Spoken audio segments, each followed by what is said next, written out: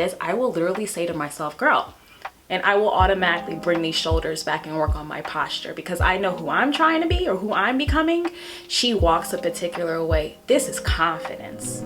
Hi beauties, my name is Pamela Ricardo and welcome to my channel. If it's your first time, please hit the subscribe button and let's grow together. Today's video is all about becoming the woman of your dreams, not the woman of his dreams, okay? Because when you become the woman of your dreams, he gonna come when he comes. But at the end of the day, you have to live with you, and so it's important that you love who you are. Not to say that who you are today isn't enough, because you are, but there are some things I'm sure you want to change about yourself because we're always evolving and changing, and the level up is real and the level up never ends. We're gonna be leveling up at 50. So at the end of the day, we continue to grow because we know there's so much further we can go, right? Step 1. One of the things that I love on the becoming the woman of my dreams journey is the fact that I get to do a self-analyzation pretty much every 6 weeks because I am giving myself goals. For me, it looks like, what are the things I love about me right now and what are the things that I can fix with me right now that I think will elevate me to the next level. Maybe you can say, I like the way I do my hair and I keep up with my makeup routine. I like that I can walk in a room and speak to almost anyone. I'm a chameleon. I like that I can motivate anyone. I like that I am not afraid of being an individual and I can spend time with myself. Now, on the contrary, the next thing I would write is the things I could change. I curse like a sailor.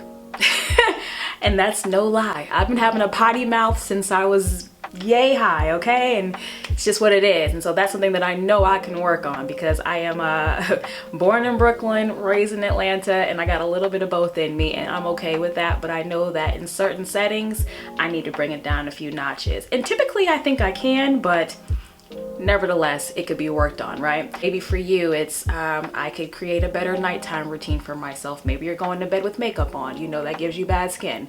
That's something you can write down. Maybe you have bad friendships and you know that you need to let people go. I know a lot of women may not feel secure when they walk into a room full of other beautiful women. So if that's something that you think you should work on, that would be an example. Write these things down, the pros and the cons of where you're at, because this is where the journey begins. Step 2. Now that you've made your list, I want you to focus on visualization. First of all, you write out who you're becoming on a piece of paper, like as if you're already there. But as you're writing, you're naturally going to be thinking about what that looks like. So that is part of visualization. The other part of that would be, after you've written it, I want you to spend time throughout the day actually seeing that woman on you. Like, you see the outfit, you see the hair, you see the body, you see the nails, you see the car, you see the walk, you see the career, you see the lifestyle, you see the trips, you see the mentality, you see the smile, you see the entrance in a room, you see the awards on the stage, you see you as your higher self. That is so important. The more you see it, the more you become it naturally. I even find myself sometimes, like in the car, if I'm slunched over like this, or hunched over, whatever the word is, I'm hunched over like this, I will literally say to myself, girl, and I will automatically bring these shoulders back and work on my posture because I know who I'm trying to be or who I'm becoming. She walks a particular way. This is confidence. When you have your head upright, when your shoulders are back, and you walk and you feel like, you know, you're strong in your body, that says so much when you walk in a room. It speaks volumes before you even open your mouth. I was working on that for myself personally, and I believe all women should. Carry yourself with grace. Carry yourself with confidence, because that really honestly trickles into every other part of what you're trying to become. Back to the visualization. Who is this woman? What does this girl look like? Is she thin? Is she curvy? Is she in loving that she's got curves and she's totally okay with it, just wants to tone up a little bit? What does she dress like? What does this girl eat? Are you still scarfing down burgers and fries, or are we on a new level now where we're eating more salads, more vegetables, we're going to the farmer's market getting fresh fruit, we're learning recipes and actually cooking more? Or if we have to go out to eat, we're making better choices. What does her hair look like? Is it long and luxurious? Do you need to start brushing your hair every single night, 100 strokes like they say in the cartoons and the movies? Do you need to be cleansing your face differently, going to an esthetician? What do you need to be doing? Because whatever this woman looks like, You need to know. You need to figure it out, and you need to be writing it down, because the more specific you get, the better. Now you're giving yourself steps. If you're just saying, I just want to be really bad, I want to be bad, girl, I want to look good, that's cool, but what does bad look like on you? Because bad on you and bad on me is two different things. By bad, I mean good. Visualization is a really big part of becoming the woman of your dreams. Because if you don't know what she looks like, you're not gonna find her. And I want you to find her, because I know what my girl looks like. And to be honest, as I continue to grow, of course it changes a little bit here and there, because we're always evolving. But you have to have an idea of what you want it to look like. That is the next step. Step 3. One of my favorite things to do while I'm trying to get to become the girl of my dreams is I watch other women that motivate me all the time. And I know you probably have one or two women that you love. I love me some Jennifer Lopez, okay? I look at her biographies, I watch her interviews, how she carries herself, how she answers her questions. She never talks bad about anyone. She's full of great energy. She laughs, she's feminine, she's beautiful, she's strong, she's proud of her accomplishments, but she's not boastful. She's humble and just beautiful. And I listen to her routines. I listen to how she does her day, what's important to her, to just all of J-Lo. I just adore her. Who is your muse? I watch Oprah. I love how Oprah can get on a stage and just run it. I love that she is the epitome of the word inspiration. She's so strong and walks in her convictions, and you can tell she's the authority of her life. She mirrors the things that I would like to see in myself. When you're looking at the people you would like to maybe say, I might watch more of their biographies, or I might watch some of their interviews, or I might go read their book. You like these people for a reason. You gravitate to them for a reason. So there's a piece of you in them. Watch their interviews and start writing down some of the characteristics in them that you want to see in yourself. Because I'm sure you already have them, you're just not cultivating them. I look at Tracy Ellis Ross, I look at just powerful women in general and how they carry themselves, how do they walk, how do they dress, how do they speak. You're not copying anyone. It's okay to have a muse or two, because they help you start to pick out pieces and pieces of the things that you want to take from them and make your own. There's nothing wrong with that. So find your muse. Step 4.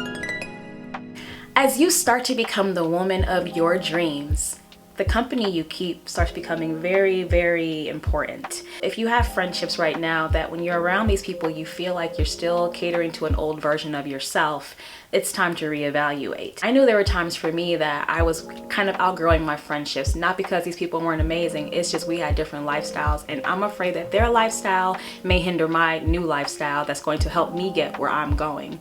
You guys go out and party every weekend. I kind of wanted to stay in and like write and figure out my next moves, and you can't do that if there's noise. You need to settle down and sit down and relax your mind so you can focus. I sit right in front of my television, I put on some rain music or whatever I find, an ambient noise, and I pull out my notebook and I write and I write and I write and I write. And maybe I won't work on all of those things at the same time, but if I was out partying and drinking, I would be taking away time to get that done. Not only that, I would be eating foods I don't need to be eating because I'm trying to get fit. I would be drinking alcohol, which is not good for my skin, and it's, honestly, don't get me wrong, a girl will have a glass of wine, a glass of wine every now and again, but all the time partying and drinking, for me, I have other things I would rather be doing, and it's not feeling forceful anymore. I actually prefer to put myself in position to stay on task. That's a muscle that has to be worked. But if you continue to be around people and you keep on saying to yourself, man, I should have stayed this weekend and worked on my stuff. No, yeah, you're right, you should have. And until you start making that decision for yourself, you will continue to keep falling into the trap, and you will continue to not see progress. So the company you keep, not just for that reason, is so imperative to this journey of you becoming the woman of your dreams. Because a woman of your dreams maybe just is not meant to be everywhere all the time. It's not meant to be sitting on the phone all day gossiping. It's not meant to be dating toxic men just to go on nice dates. You may have girlfriends around you that do stuff like that, and if that's what you got going on, sis, you might not ever change unless you pull yourself away from that. So I say this to say Watch the company you keep during this time. Also, watch the men you date. If you're not dating right now, that might be a good idea, because when you're trying to figure out where you're headed next, you really don't need the distractions. But if you are dating, you need to also vet people properly. If a man's not treating you correctly, that's gonna mess with your self-esteem. Point blank, period. And I'll make videos about that later on. But if he's not treating you correctly, treating you like a lady, giving you the commitment you know you deserve in the right amount of time, you know, you shouldn't be dating someone for 6 months and you don't even have the title of girlfriend. That's a story for another day. But all of these things can hinder your confidence levels and, of course, waste your time. Your time could be better spent. So part of becoming the woman of your dreams is understanding that the best currency and the only currency in this world is time. We got to use it wisely. Gym, eating healthy, only healthy conversations that are short because you got stuff to do. It's just what it is. The only currency that matters, and this is what I've learned in 37 years, is time. So those are the tips that I have about becoming the woman of your dreams that have helped me start to become the woman of my dreams. And that means something different to all of us. To me, becoming the woman of your dreams is being completely proud of who you are and where you're headed, and having a great attitude about how to get there. If you are constantly feeling like you're not getting anywhere in life, if you're feeling like you're constantly compromising your beliefs to be around people, if you feel like you're constantly wasting time, if you feel like you're constantly not getting anywhere, if you're sick of looking at your bank account and it doesn't match what you know you feel like you deserve, if you keep looking in the mirror and not liking what you see, if you keep talking and not liking what you're hearing yourself say, if you're sitting at home and you're overthinking and the thoughts are all negative, then it's time for you to change that. And that's the only way you're going to become the woman of your dreams. You are no good to anyone out here, not a man, not a friend, not a puppy, if you are not good to you. So the level up, which is the most overused phrase in the world, but I will always use this word because that's just what it is. It's a level up, or 2 words, level up. And this is a part of growth. So to become the one of your dreams isn't just the physical, it's everything. And I wish that for all of us, because you will not accept less than what you deserve when you love you so much, because you are the woman of your dreams. So let's make that a priority. I thank you guys for watching this with me, and just like I said, I have so much more to share with you guys. This has been 37 years of growth and wisdom and ups and downs and trials and errors. I've had a lot of the same things that a lot of you have went through, from abusive relationships to low confidence to being bullied to you name it. We'll go there eventually. But I want you guys to know that there is nothing wrong with taking time for you to become who you know you're supposed to be. But until you start, you're gonna feel guilt and heaviness about slacking on you. So don't slack on you anymore. All right, guys, so thank you for watching. Please subscribe, like, and share with your friends, and I'll see you guys next time. Remember, greatness begins in the mind first before it ever moves in the body. So let's change our thoughts about who we are, level up, and then we'll start to walk in that as well. It's a process. Let's change up here first. All right, have a good week. Bye, guys.